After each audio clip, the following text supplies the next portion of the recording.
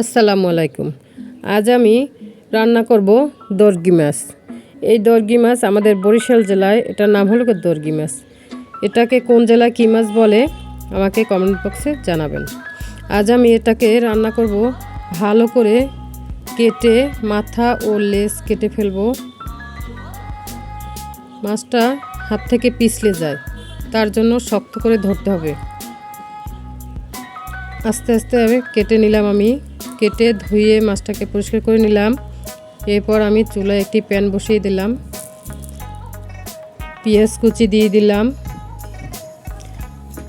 তেলের উপরে পেঁয়াজ কুচি দিয়ে এটাকে ভালো করে নেড়ে চেড়ে নিতে হবে।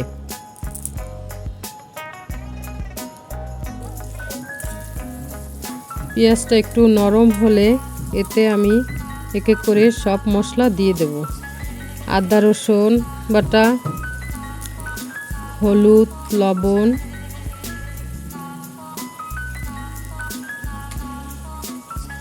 ধনিয়া, জিরা,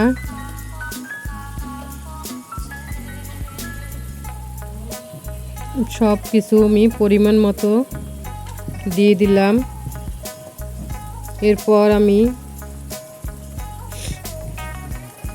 এটাকে নাড়াচাড়া করে নিলাম। ভালো করে মশলাটা কষিয়ে নিতে হবে, যেন মশলার ঘেরান না আসে। এরপর একটু পানি দিয়ে দিলাম মশলাটা কষানোর জন্য।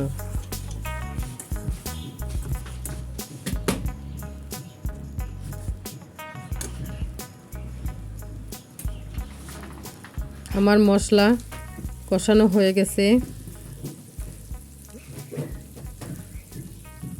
এবার আমি এটাকে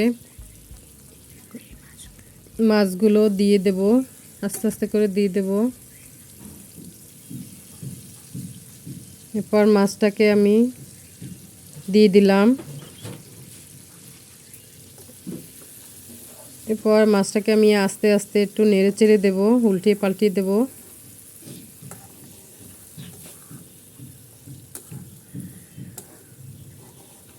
মাছটা আমার উল্টানো হয়ে গেছে, উল্টানো পাল্টানো হয়ে গেছে। এখন আমি পরিমাণ মতো ঝোল দিয়ে দিলাম।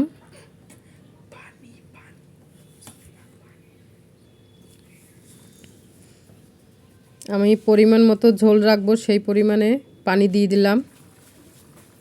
ঢাকনাটা দিয়ে দিলাম। ঢাকনা উঠিয়ে অল্প একটু কাঁচামরিচ দিয়ে দিলাম।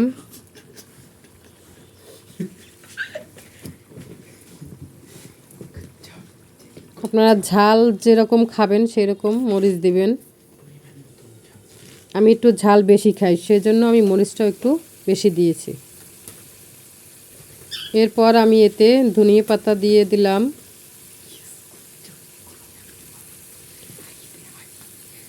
এবার আমার তৈরি হয়ে গেল দর্গি মাছ রান্না করা। দেখুন কালারটা কত সুন্দর।